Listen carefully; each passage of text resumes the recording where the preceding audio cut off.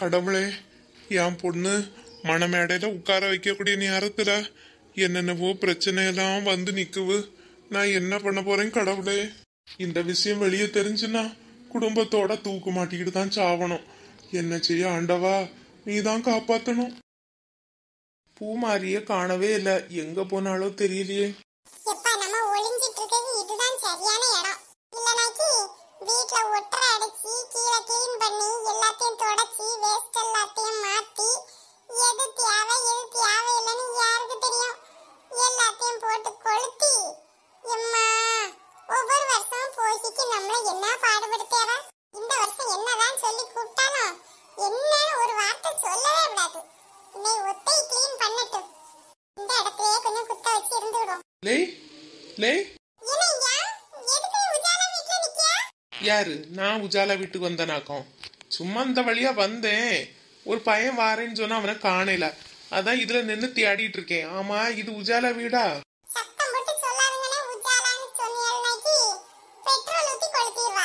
நீ சத்தம் போட்டு சொல்லாத, வீட்டுல இருக்கைகளுக்கு காதுல கேட்டுற போகுது. ஆமா, எதுக்கு இப்படி பின்னால வந்து அசிங்கப்படுத்திட்டு இருக்கா? உங்க வீட்டுலதான் பாத்ரூம் இருக்குல்ல?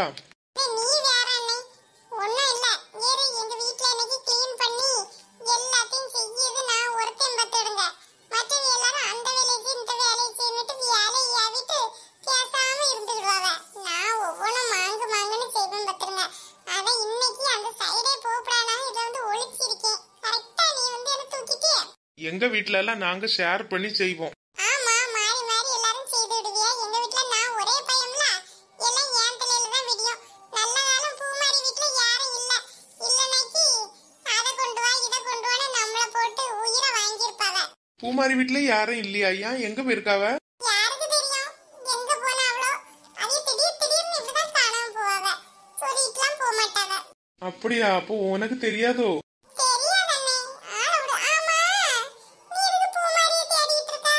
பூமாரியோ ஜெயக்குமாரியோ யாருக்கு தெரியும்? எனக்கு ஒன்னும் தெரியாதுப்பா, நான் போறேன். பூமாரி லீவுக்கு வந்ததாட்டு சுபி சொன்னான். ஆனா அவ வீட்டுல யாருமே இல்லையே. அவ எங்க போயிருக்கா, எந்த ஊருக்கு போயிருக்கான்னு தெரியல.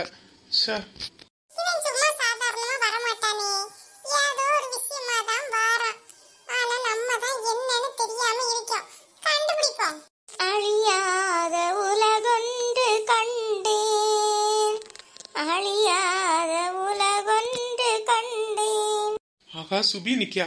சுபி, அந்தியில மனம் கந்தனத்தோ போடும்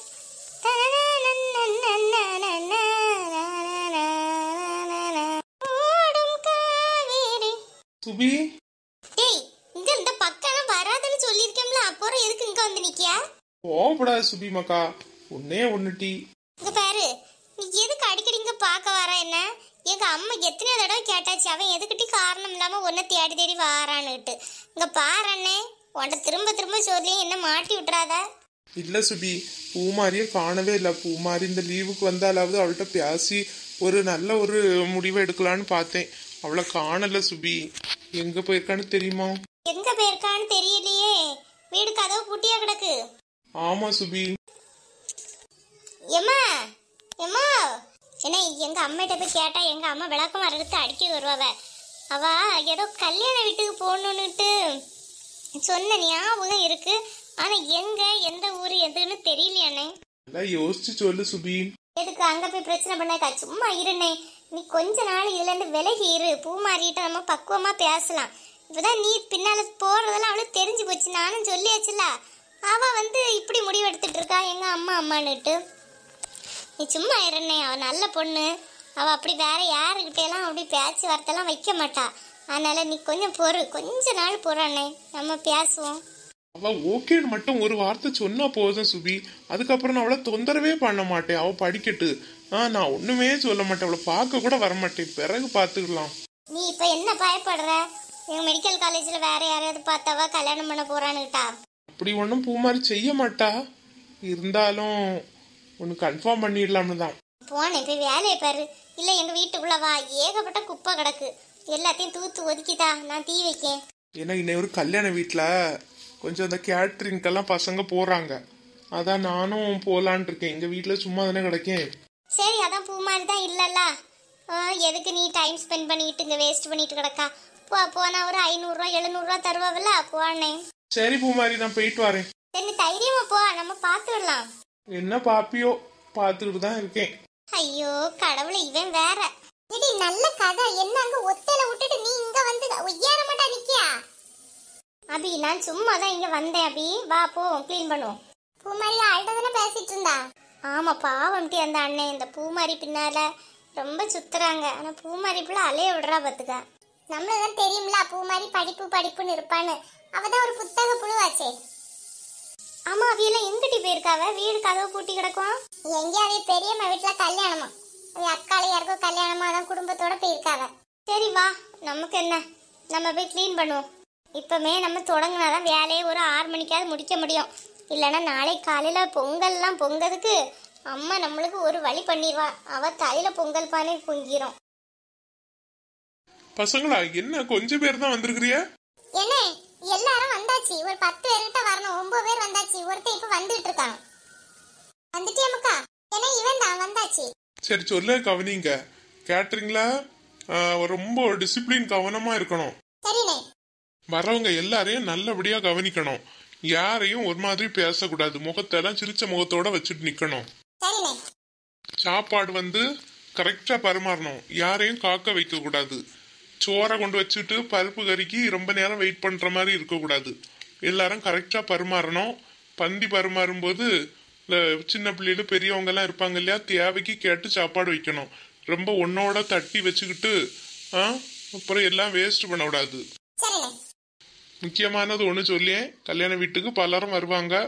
இங்க எந்த பிரச்சனையும் வரக்கூடாது. புரியுதா?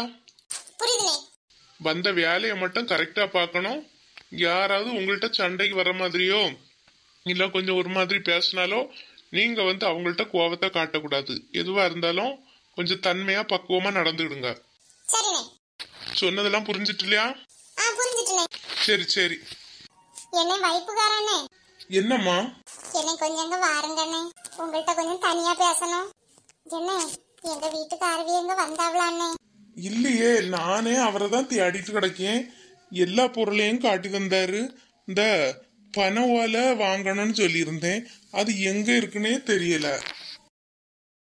என்ன அதெல்லாம் வாங்கினவண்ணே? இந்த பாக்கு மட்டை கூட ஏதோ இந்த கோரை ஏதோ எடுத்து வச்சவள ஏன்னா மோந்தன நேரத்தை வாங்கிட்டு வந்தா காய்கறி கடையில இருந்து எல்லாம். சரிம்மா, நாங்க பாக்கி உங்க தானே இருக்கு.